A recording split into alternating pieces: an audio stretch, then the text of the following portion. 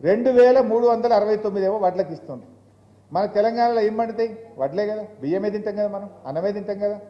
గోధుమలు ఆడ పండుతాయి, ఉత్తర భారతదేశంలో పండుతాయి. మనం రొట్టె తక్కువ తింటాం.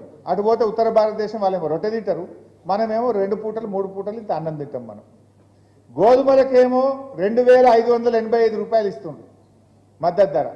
తెలంగాణలో పండే వడ్లకేమో 2369 ఇస్తుంది. అంటే 216 రూపాయలు తక్కువ పెట్టింది. మరి మన రైతు కాదా?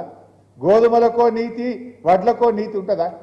అక్కడ ఉత్తర భారతదేశంలో పండించేదైనా రైతే, మన తెలంగాణలో పండించేదైనా రైతే. మన దగ్గర పండేటేమో వడ్లు.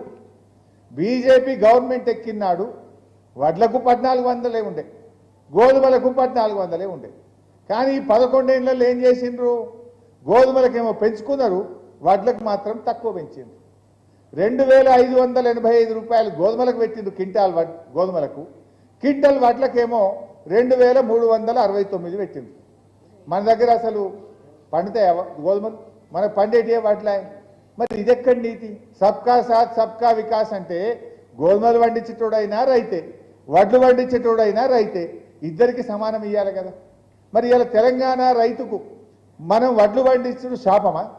మన రైతుకు ఎందుకు అన్యాయం చేస్తున్నది బీజేపీ? ఇట్లా చెప్పుకుంటూ పోతే చాలా విషయాలు ఉన్నాయి.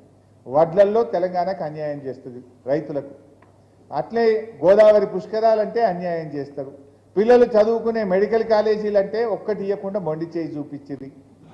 గోదావరి జలాలు అక్రమ ప్రాజెక్టు బనకచెర్లకు ఆంధ్రప్రదేశ్కు వత్తాసు పలకబట్టింది. బడ్జెట్లో ఆంధ్రప్రదేశ్కు ప్యాకేజీలు, బీహార్కు ప్యాకేజీలు, తెలంగాణకు మొండి చెయ్యి. మరి అందుకే నేను అన్నది మొదట్లో, కాంగ్రెస్ అయినా బీజేపీ అయినా తెలంగాణ అన్యాయం చేయడంలో, తెలంగాణ గొంతు నొక్కడంలో ఇవాళ దొందే. ఇద్దరు కూడా తెలంగాణకు అన్యాయమే చేసిండ్రు.